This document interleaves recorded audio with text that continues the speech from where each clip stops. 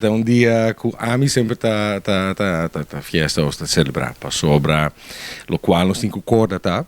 Que ora nos wak mundo, tem hoop gente, miljardes eigenlijk die gente em hoop país, que não tá viva em uma democracia.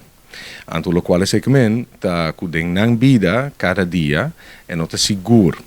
Menos seguro que é a vida de nós. Sei que nunca sabe se, por exemplo, militar ou exército por dentro na casa ou não, anto molestar não tem recurso na corte honesto e sincero, não tem político que não por escolher livremente, anto também manda casa livremente, que tem outra parte do mundo caminha eigenlijk pueblo não é dono de seu mês e não é dono de seu mês casa e não é dono de seu mês país. Tá pensei que a mim sempre está celebrar dia de democracia custosamente. Março venideiro, dia 5 de março venideiro, nós temos a oportunidade para uma a trobe. A mim sempre está a pergunta tem duas bandas.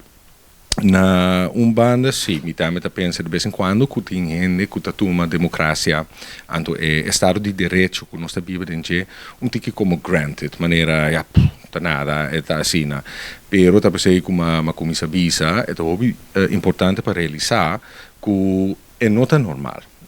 Do mundo, a maioria do mundo não tem esse tipo de acesso na decisão, no tomamento de decisão e acesso na participação onde não tem a segurança e direito contra o Estado que nós temos.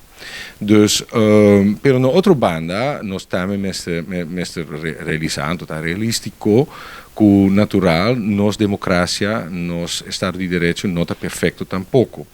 Dus é sempre importante para cada luta, então cada pone luz, riba e ponto nang também de nossa comunidade que não está bem bom, então nós sempre vamos conjuntamente fazer esforço máximo para nos chegar a uma democracia mais perfeita, Estado de Direito mais perfeito, aunque nós temos ponto de saída, posição de saída, melhor comparar com outro gente do mundo.